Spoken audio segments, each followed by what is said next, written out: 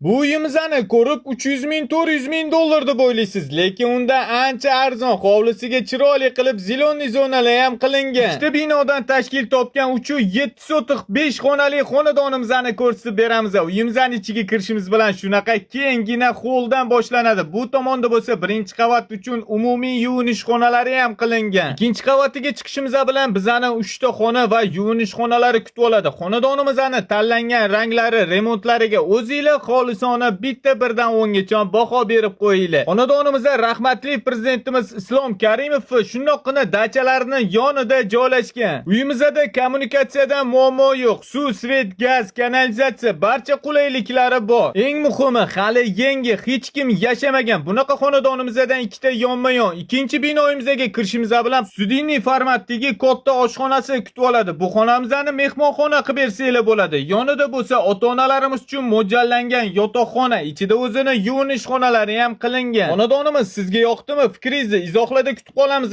Yoqqan bo'lsa videoga bitta like bosib, eng yaqin insoningizga jo'natib qo'yish esdan chiqmasin. Va bu tomonda bo'lsa yana bitta umumiy yuvinish xonasi joylashgan. Uyimizning orqa hovlisiga yozgi oshxona qilsanglar ham bo'ladi. Narxini 210 ming dollar so'rashyapti, yana kelishiladi. Xonadonimiz Qibray tumani Do'rmon elitniy mahallada joylashgan.